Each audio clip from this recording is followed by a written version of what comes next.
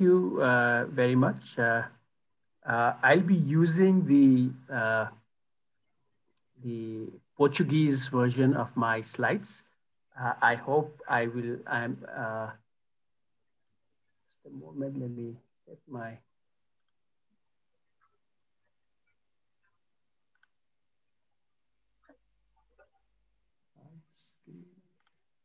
Okay.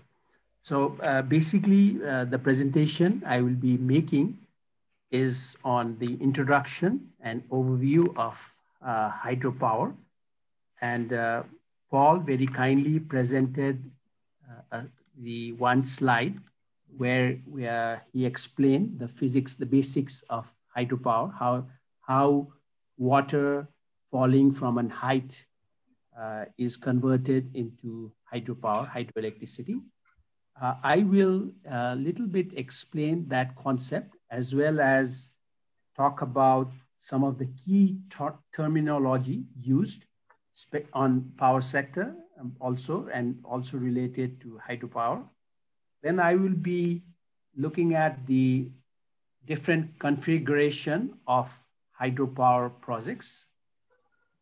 Then I'll talk a little bit about the categorization of the hydropower projects and what are the key characteristics of hydropower. I'll talk a little bit about the costs involved in hydropower. Earlier in the introductory session, the costs of different renewable energy systems were presented. We talked about hydropower being a matured, relatively mature technology. But is there any scope for any reduction in the costs? I will be talking a little bit on that. And what are the current innovation and research and development trends on hydropower? Although it's a matured technology, but there are certain aspects of hydropower where research and development innovation is also ongoing. Then I'll talk a little bit about how hydropower, water resources, how the benefits of hydropower can be shared, because and there are different models. I'll be talking a little bit about the experience of Nepal itself, which has a good hydropower potential, and also it has some good experience on benefit sharing. Then I'll finally close with the potentials and barriers of hydropower in general. I also started with some questions, but I think I'll skip the questions in considering the time. And this was the theoretical concept of physics of hydropower, which was just having some problem with my screen. Let me just, okay. So Paul very kindly presented how hydropower is generated. I mean, converting potential energy into kinetic energy, and that spins the turbine and electricity. And there are two key parameters: the flow rate and the head, which are important. Now, talking of how the potential energy is finally converted to electrical engineering, it basically follows the theory of conservation of energy, as Paul also mentioned, that energy cannot be created nor destroyed. It just changes from one form to the other. So basically, the energy potential of falling water is converted into kinetic energy, which is converted into mechanical energy through the turning of the turbine wheels, which is then converted to the high electric energy through generators. So there is a loss of energy. There's an efficiency involved when potential energy is converted to kinetic energy. you need some hydraulic structures. You need the conveyance, the pipes, the canals, the penstocks to transfer water from the height through these pipes or penstocks. So there is certain efficiency involved, losses, hydraulic losses on the head of available, the gross head from the top of the water that it falls from to the so-called tailwater level. So there is some loss of energy when it's converted to potential to kinetic energy. Similarly, when the kinetic energy moves the turbines, there is some turbine losses. And when then turbines mechanical energy is converted to electric energy, there is some loss in generators too. Hence, the overall efficiency is the product of hydraulic efficiency, turbine efficiency, and generation efficiency. Similarly, how power is calculated, the theoretical derivation of how power is calculated is given here. And this has been explained a little earlier, so I will not go into but the details. Now, talking of the selected key terminology, I would just like to mention that there is a difference between gross head and net head. Gross head and net head is basically, gross head is the elevation difference between the headrest and the tail rest, whereas net head is the head available at the turbine after deducting the head loss of the headrest system, after deducting the losses when the water flows through the penstocks or the canals into the turbines. So overall efficiency, as I mentioned earlier, is a product of hydraulic efficiency, turbine efficiency, and generation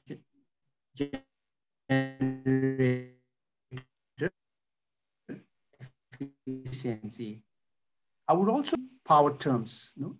When we talk about hydroelectricity and any other electricity, we have to be a little bit conscious of the fact that the available power or energy may not be, I mean, certain, there is a variation of the available power across time, especially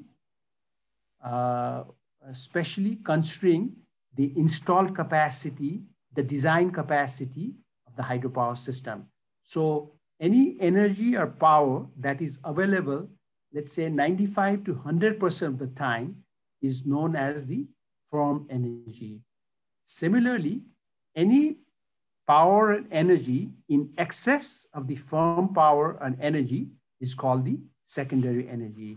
So firm power is more reliable supply of energy, whereas secondary power is any excess to the firm power energy. So this is in terms of the supply, the generation of electricity. Similarly, because the power generated from hydropower or any other source needs to meet the demand of the consumers or industries. So I present on the right side two figures. The figure on the top here is basically the demand load curve of a daily load curve of, actually, I got this from an EDM master plan report. You can see that the load curve, the peak demand, slowly it decreases until about 5 or 6 o'clock in the morning, and around 7 or 8 o'clock, it starts increasing. And there is a slight peak around 1 or 2 o'clock. And there is another peak from 7 or 8 o'clock in the evening. Then after that, it's slowly the demand dips. So the load factor is the average load divided by the peak load. So a high load factor means that the variation in the load is less, whereas a lower load factor means there is more variation in the load. This is the national grid of Mozambique, just an example. Whereas now I'm giving you one example. This is an example from actually a case study in Nepal, where we talk about an isolated rural electricity supply, where basically we talk about the blue line here is the so-called domestic consumption, especially mainly for lighting and maybe a little bit cooking and other uses. Whereas, and the other uses are for schools, health post, agro-processing, bakery, water lifting, etc. So during the day, during the 24 hours in a day, the load demand varies according to the use. I mean, this is just for demonstration purpose. It's representative. The reason I present this here is you need to, the supply, the electricity supply has to somehow match the demand pattern. For example, if you have a 15 kilowatt micro hydro project that it generates 15 kilowatt throughout the day, you can see that at certain hours of the day, you do not have enough supply to meet the demand. And at other times, you have surplus supply and the demand is not enough, is not high enough to use all the supply. So the load factor of such isolated system is very low. You know, the peak demand and the average demand is, there's a big difference. Similarly, the capacity factor, this is load, capacity factor is the peak, is the average generation divided by the peak generation. The generation at installed capacity.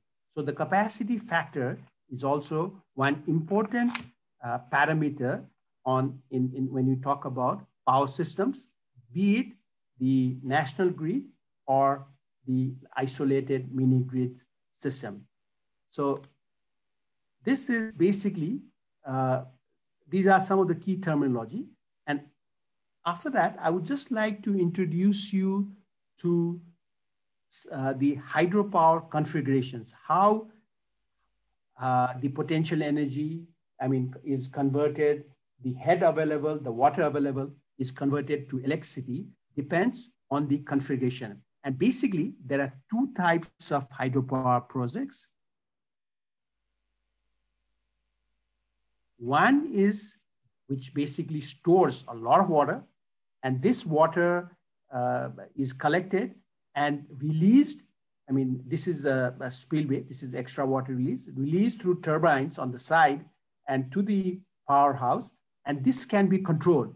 So this water behind the dam can be controlled and regulated, and it can be, the power generation is under control. You can generate power whenever you need it, so at certain times you generate less, at the peak times you generate high, okay? And in combination with other run-of-river hydropower projects and other power sources like bioenergy, solar, wind, and other, and even nuclear and thermal, you can really you can manage your supply generation to match the demand. And the other type of the configuration, hydropower configuration, is basically what is known as run-of-the-river projects, which does not store water. So whatever water is available here, for example, there's a river and there is a small pipe going inside here, and then there is a powerhouse here. So you just basically utilize the head and the headwater and the tailwater. This head difference is utilized to generate power. And another category of dams is they divide dams into small dams and large dams. And small dams there are definitions of small dams. What are large dams? I'll come to that in the next slide. But also there is the third type of hydropower configuration, what is known as the pumped storage hydropower. What it does is it basically from the upper reservoir, the water is transferred through penstocks in the powerhouse to generate electricity. But at other times, when the demand is low, but the supply from other sources are high, then it can also be used to pump water from the lower reservoir to the higher reservoir, so that the stored water in the higher reservoir can be used to generate when we need more supply. So this is, and now, as I mentioned earlier, due to the new renewable variable energy supply, these pumped hydros are becoming very attractive from an economic perspective. Now I would like to go into the hydropower categorization. And basically, the categorization is based on different factors. One is on the capacity, the other is on the head available, and the third is on the operational regime, and the fourth is the purpose of the hydropower project. In terms of capacity, hydropower projects, I mean, in general, these are in general less than 100 kilowatt are micro, 100 kilowatt to 1 megawatt are considered mini, but it depends. In some countries use a different definition, and small hydros are less than 10, and in some countries less than 25. I think Mozambique uses the definition of less than 25 for small hydro projects. So any hydropower projects larger than small are called large hydros. Similarly, in terms of head, high head, medium head, and low head, depending on the head available. In terms of regime, run-of-river also can have some small sponges which can be used for daily peaking purposes. So it's called non-peaking and peaking run-of-the-river projects. Seasonal storage are reservoirs which stores water from the wet season and releases during the dry season. So these are seasonal storage projects. There are some storage projects, reservoir projects that has the live storage capacity to store multi-year flows. So especially when there are high variations from one year to another, such storage projects are also very important. And the third category is the pump storage, as I already mentioned. So it's, in terms of purposes, you can have a single hydropower project, single purpose, or you can also have multi-purpose hydropower projects, which also has other water benefits. In terms of key characteristics of hydropower, I think I covered that a little bit in the session in the morning, but I would just like to go over this slightly quickly. Basically, it's a mature technology. The design is very site-specific compared to other energy sources. The natural landscape, the land use, the topography, the land use of the whole catchment area is very important. It basically has long gestation periods from planning to commissioning is very long. It's very capital intensive. The operation and maintenance cost is low, but you have to spend money upfront. The civil, electromechanical components is the majority cost. The lifetime is civil components are 50 to even up to 80 years, whereas electromechanic has 30 to 40. It has different co-benefits. It integrates very well. I keep on repeating with variable future of energy systems will also rely on a lot of variable renewable energy.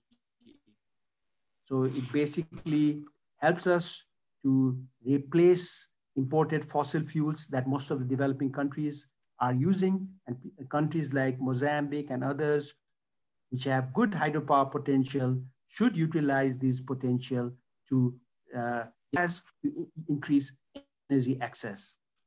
There are hydropower projects also comes with risk, and these risks are construction related, operation related, financial related, and I will be talking about these in the sessions that follows this week and during the capacity building exercise. I would now just like to go into the cost of hydropower in general. Over the years, the cost of the blue histogram bars, basically the range of costs. These are the average, weighted average cost. So install capacity, because of not just the cost of civil and electromechanical, the cost of taking care of environmental issues, social issues. From 2010 to 2019, there has been a slight increase in the total in the cost of per kilowatt cost of the capital cost, CapEx of hydropower projects. In terms of capacity factor, it hovers on an average around 50%. As I mentioned, this is an important balance, demand and supply. The levelized cost of electricity, although the cost is coming to be more or less stable, there has been a slight increase in the cost because, I mean, it's a minor increase. The levelized cost, the current is about 4.7 on an average. Okay. In terms of costs of capital for different regions, Africa, Brazil, I mean, and other places, for the large hydro, the average cost is a little bit over $2,000 in Africa. But you see, the range is very high. It goes up to 4,000 and as low as maybe less than 1,000. Whereas if you look at China, they do slightly better. The cost, there are some higher costs, but most of the projects cost are within 1,000 to 1,500. So this is from 2010 and 2015-19. So these are, so similarly, I think we can learn, we can see how costs can vary from one location, and it's very site specific, as I mentioned. In terms of in terms of capital cost of capital cost, let me see this to make sure I am, yeah, of small hydros. The cost of small hydros, you see the large hydros is around 2,000 in Africa, but the small hydros is almost 3,000, no? Because smaller, the economy of scale works. So for large hydros, the cost is, the install capacity cost is less compared to the cost of small hydros. Okay. In terms of capital cost, in terms of project size, this is for the trend. So it varies from, on an average, 12, I mean, this is also a similar chart. It varies from 1,200 to now it's around 1,704, as I showed earlier. But also it depends on the size of the project. And the other cost parameter is the levelized cost of energy. And I think this was already discussed already. This is basically the annuitized cost. It's already the time value of money and everything is cost. Basically per unit cost. So for large hydros in Africa, it's coming to be around 6 to 7 cents per kilowatt hour. This is, but also it varies. It goes even up to 18 cents here. Now this is 2019. China is doing very well. It is almost 3 to 4 cents. So it's, and this is the range of the fossil fuel. So it competes very well with other renewable energy sources, and similar variations are there. This is for the large hydro. You see, it's around 5 to 6 cents, let's say. For small hydros, it goes in Africa, it goes from, let's say, 9, 10, 11 cents. So this is an important factor. How to reduce this cost is very important. Brazil has been doing well, and India is doing well. China, even small hydros, they can do it in 4 or 5, less than 5 cents. So this is also an important factor. Now, what are the different components of the cost? I just took an example of Nepal. It's an old example. In Nepal, we have different modalities of developing small hydros. One is developed by the national utility, like EDM. We also have our own national utility. This one project of 6.2 megawatt, where the civil works is coming to be almost 66%. This one is developed by an independent power producer, an international independent power producer from actually Norwegian. So they have their cost components varies accordingly. And this is the national, local, private investor in Nepal who has a different. So what I'm trying to show here is it's very site specific. It is investor, the developer has their own standards and the methodology. So this is the variation, which is also important to take care whenever we plan or design hydropower projects in other countries. In terms of innovation and R&D, although it's a very mature technology, the present research based on an EU study is that they've been working on how to improve, address erosions on turbines, how to improve the flexibility of turbines. Also, they've been working on low head hydropower, what would be the best efficient turbines to be designed. They've been looking on fish passages, the hydropower, it stops the movement of fish on the rivers, the aquatic movements. So how can you make turbines which are fish friendly? It also, hydropower has to operate in a water resources system. So it's an energy, water, food nexus is very important. So how we can make it more multi-purpose, friendly, and synergy between energy, food, and water is also an important thing. Similarly, when we have tunneling, how to make tunneling work more climate friendly, greenhouse gas friendly. So there have been eco-drilling machines being developed. How to make hydropower more environmental friendly.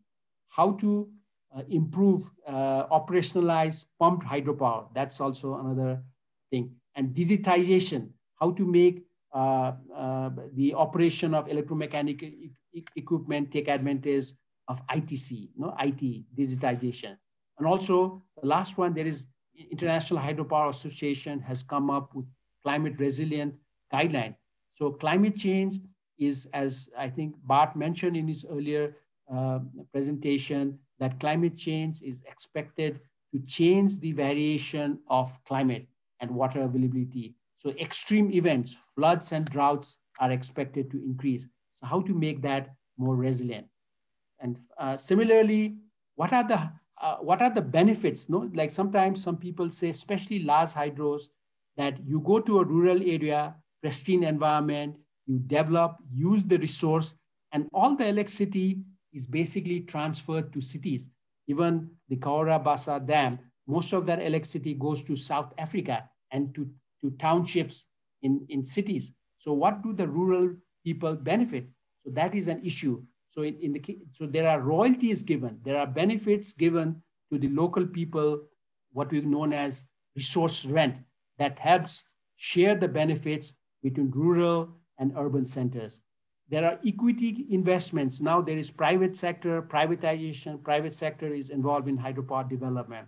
There are equity, just capitalist, it's not just big investors getting the benefits. So they are allowing general public to also buy shares. Most hydropower projects also have what is known as support programs for local livelihood development. Employment trainings are provided. Community development, local infrastructures are developed, schools, healthcare, rural areas. These are normally poor areas where local rural infrastructure is developed, comes as part of the hydropower development. There's also moving beyond just mitigation of the environmental impacts, but also sharing the benefits through mechanisms such as payment for environmental services. I will be talking about these things over the course of this capacity building program also. Similarly, I think this is my last slide. What are the potentials and barriers for hydropower development? Okay. Basically, Africa has a huge untapped hydropower potential. Mozambique, for example, of the capacity, the potential of 19,000 megawatt. only 2,200 is developed. So there's huge potential. And Dr. Carlos already presented the situation in Mozambique in his earlier slides, presentation. So there is also a huge potential for small hydro. Only 20% of the global small hydro potential are developed yet. So hydropower has I presented a little bit on how hydropower can help meet the climate targets. No, I mean, keeping the temperature below 2 degrees Celsius. So hydropower has an important role in that sense too. It also supports the local economy. It not just benefits the cities and big industries, but also rural economy is developed. Now the barriers are, as I mentioned, high upfront capital. Okay, most good sites are located in remote sites. So access road transmission lines are needed. This is an additional cost. Climate change is affecting the water availability and extreme events, floods and droughts. We have to take care of that. Water and land scarcity, conflicts, intersector between different uses of water, environmental uses for irrigation, flood control, and for upstream, downstream conflicts arise. Social resettlement, land acquisition, and environmental issues can be barriers. And investors actually are looking at different risks that they have to take, the technical, non-technical. So there is sometimes the hydrological data available is not enough to really to really firmly say this is the energy that can be generated.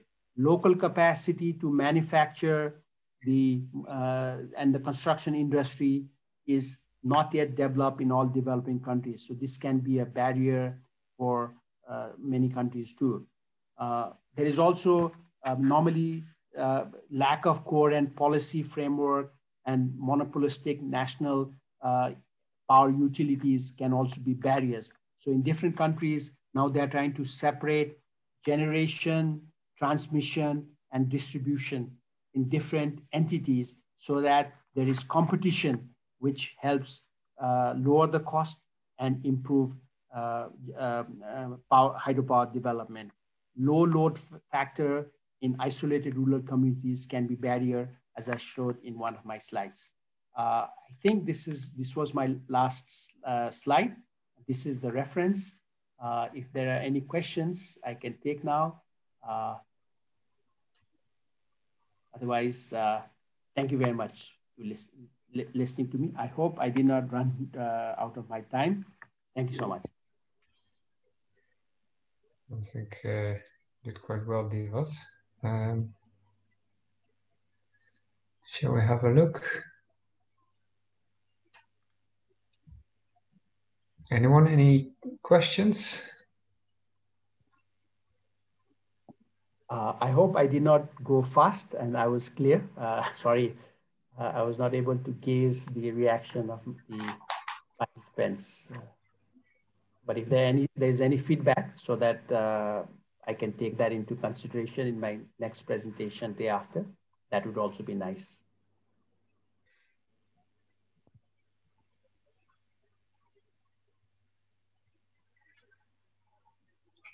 No, no one. Well, this is time for questions. Class in room 105, room 205, time for questions.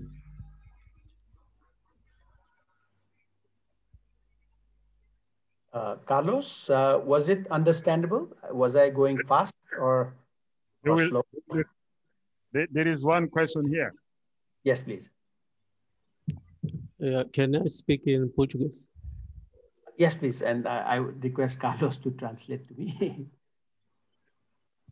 Yeah.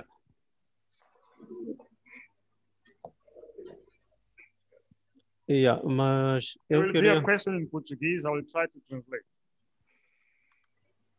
Sim, eu queria perceber no slide 18, If you falava can go de, back to slide 18. Okay. falava de partilha de benefícios. This one? Yes. 18, 18, 1-8, Yeah. 1-8.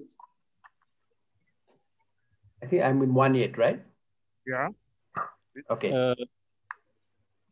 Falava de partilha de benefícios, já não estou a perceber muito bem. Okay. Sim, queria perceber se todo e qualquer tipo de projeto hidroelétrico tem que ter esse componente de partilha de benefícios. This is related to the title of the slide. Can you display it? Yes. The question is whether all the hydropower projects, they need to follow these beneficiaries, share of the beneficiaries. Okay. Did you get the question? Yeah, yes, I get my question.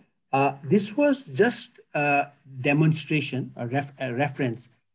It will depend on the national policy and acts. So, for example, in Nepal, for example, where I am from, there is a clear policy of the royalties.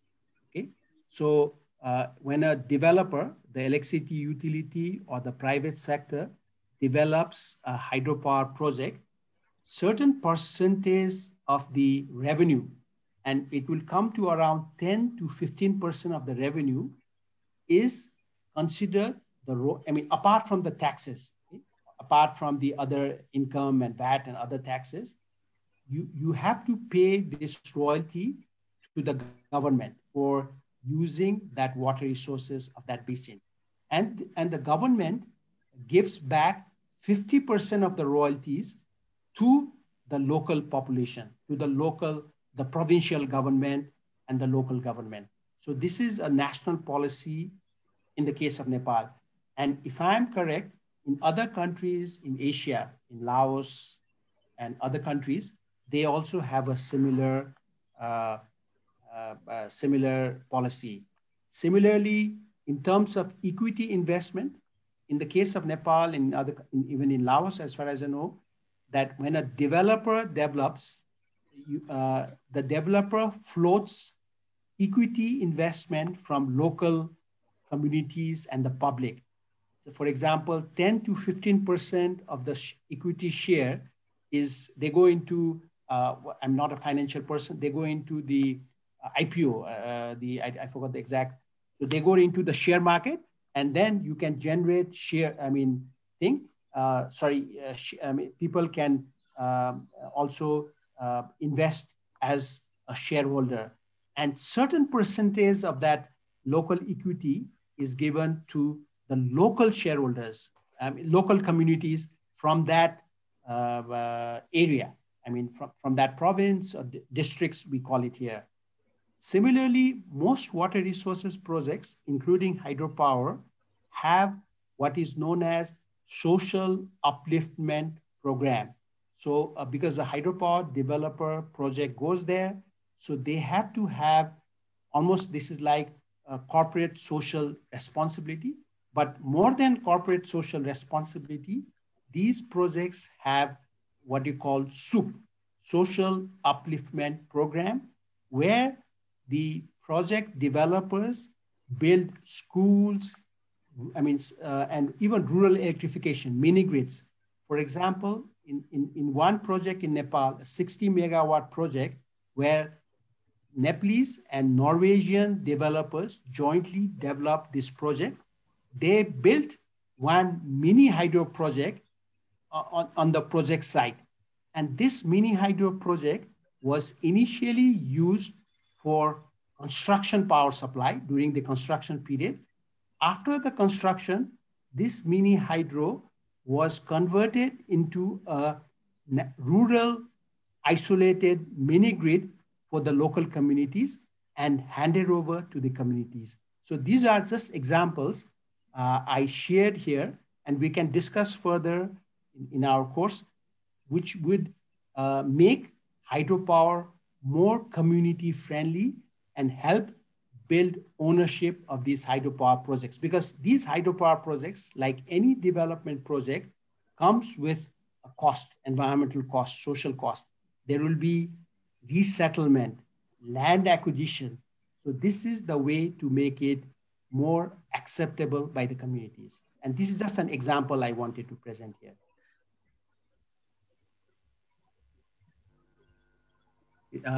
Carlos, is that clear? Deu para perceber, mais ou menos? Yeah. Alguém tem mais alguma pergunta ou mesmo para reforçar a discussão que está a acontecer agora? Com exemplos ou com perguntas? Sala 205. Alguma pergunta?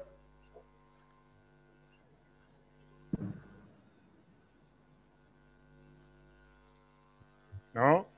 No more questions, Divas? Yeah, thank you. Thank you. And I look forward to interacting more. I think during our next sessions, I will stop in between and then we can interact more. Thank you so much.